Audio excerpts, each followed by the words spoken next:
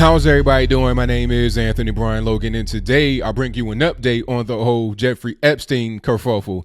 Now, we all know who he is and what he did.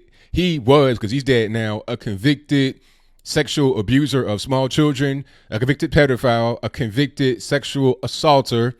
He had been locked up before on these charges back in 2008, but he was so rich and powerful, had so many high connections, he only got like a year in the penitentiary, and he barely did that time because he was allowed to do time away from jail and still be able to fly around the world, this, that, and the third. So it wasn't really a real sentence, and it only lasted a year and some change.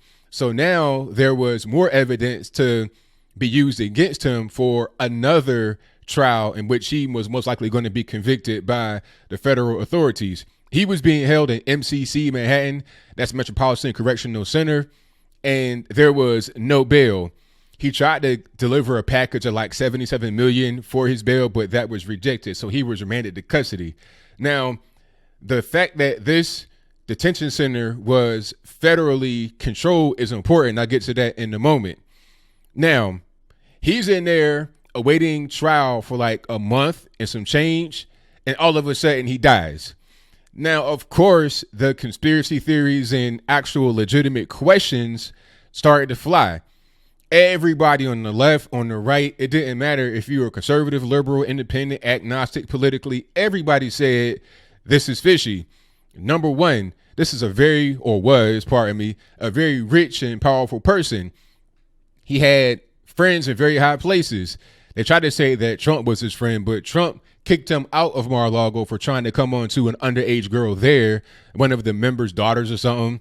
But Slick Willie, the former president, Bill Clinton, had been on his plane called the Lolita Express to go to his pedophile island in the U.S. Virgin Islands, 26 times? Well, Bill Clinton said he didn't go to the island, but he was on that plane 26 times talking about, oh, well, I was just hitching the ride to go to Africa, do humanitarian missions. So you have to ride with him. You can't get your own private charter. Why ride with that individual specifically? Knowing what he does and what he has been convicted of doing. But for now, I digress.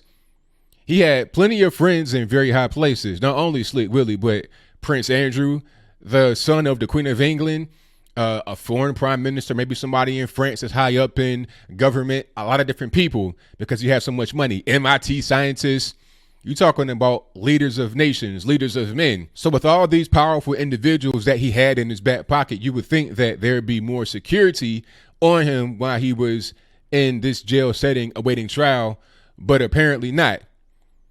He died of quote unquote suicide. Now, the official explanation as to what happened is that he took a bed sheet, tied it to the top of a bunk bed, and kneeled down, then hung himself. Let's just talk about that for a moment. Jeffrey Epstein is not a midget. He is not by any means short. He was 6 foot tall. So how do you hang yourself with a prison bed sheet when you're 6 foot tall and be successful at it? I'm not really sure how that works. Talking about, oh, he kneeled forward. How do you kneel forward and kill yourself on a bunk bed with a bed sheet when you're that tall? I mean, at a certain point, your feet touching the ground. Even if you don't put your feet on the ground, your knees might hit the ground because it's not a whole lot of distance. Maybe I'm just, tripping here, but you guys let me know what you think about that in the comments below. Anyway, that was the explanation. This situation does not make any sense for a variety of reasons. Number one, you're in a very secure facility. MCC, extremely secure federal jail. El Chapo was there for 2 years. All right.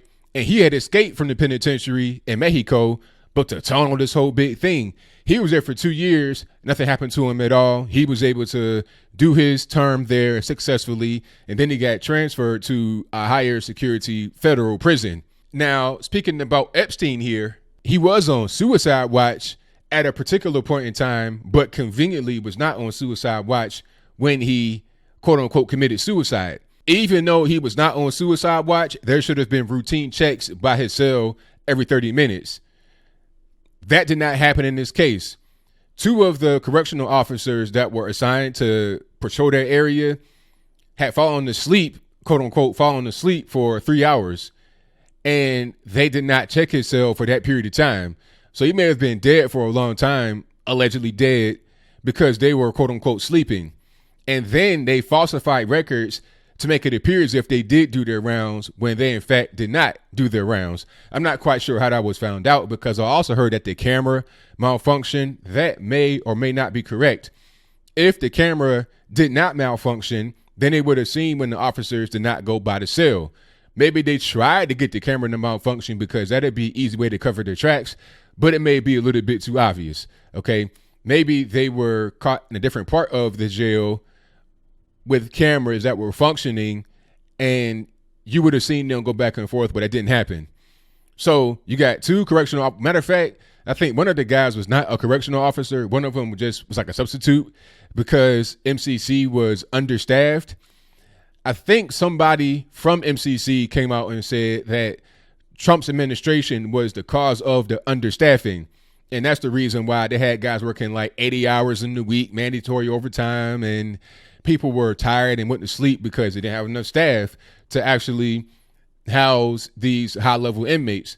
However, El Chapo was there for 2 years. He just got released from MCC this year. I think it was in July. So how does that happen? If El Chapo's there for 2 years, he's fine, nothing happens to him, he's a high-profile inmate. Jeffrey Epstein can't make it 2 months. What's really going on? Okay, why is the understaffing the excuse right now? And these guys that did the, falsifying records, that's going to be a problem, because I can almost guarantee you that Jeffrey Epstein's estate or his family are going to sue the Bureau of Prisons, the federal government maybe, and win, because the officers did not do their job and they falsified their records, and that caused Jeffrey Epstein to quote unquote pass away. Now, of course, there are plenty other alternative explanations as to what happened here, and you can't really say anything is out of the ordinary. I mean, if you were to tell me that Jeffrey Epstein killed himself with a bed sheet from on top of his bunk at 6 foot tall after he was on suicide watch, and that the guards that are supposed to check him magically fell asleep right at that point in time and didn't go check him for like 3 hours, I'd be like, all right, it kind of makes sense, but give me some evidence. I couldn't really just take that and believe it right away. But here we are. These are the official reports. Now, what also could have happened is that this whole thing was staged to make it appear as if there were just human error as it relates to the officer supposed to check him. He could have been sent to the hospital and his body got swapped out. It may have just been a fake death. I mean, who knows? Or it could have been a hit from inside the penitentiary. Guards could have got paid off. They could have been quote unquote sleeping somewhere with a bag of money up under them. Okay, that could have happened.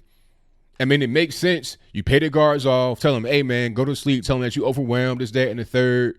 We'll take care of you forever. Here's some money. And just allow him to be by himself. And he may want to commit some kind of suicide here.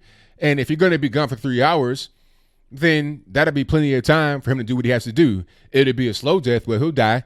And that may be what actually happened here. I would not put anything past anybody. Like I said, this is a high profile individual, somebody that had a lot of secrets, a lot of stories to tell. A lot of people would have gone down if he was to testify. Now, this ain't over, because the federals went to Pedophile Island, his house in the U.S. Virgin Islands, raided that.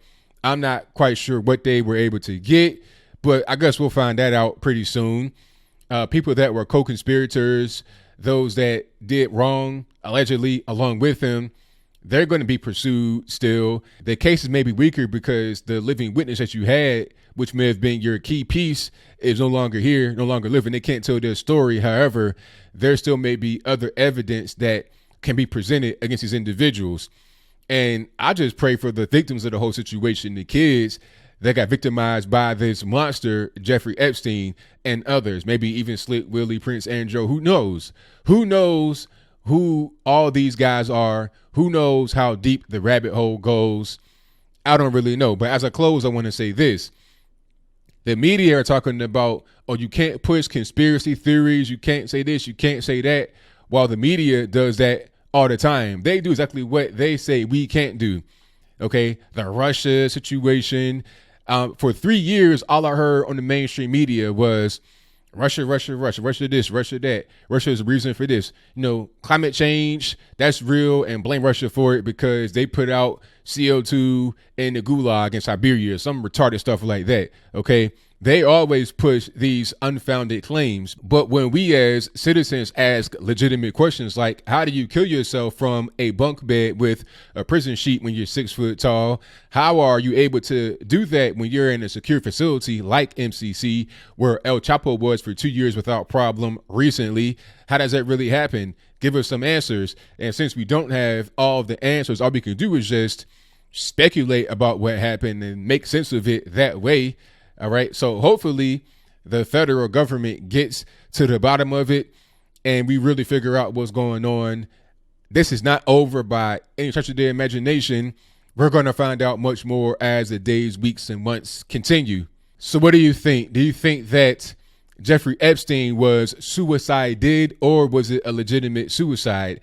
How about the officers that miraculously were not there for 3 hours and quote unquote fell asleep and did not check on him in his cell, and then they falsified their records? This is actual reported information from the news media. These are facts.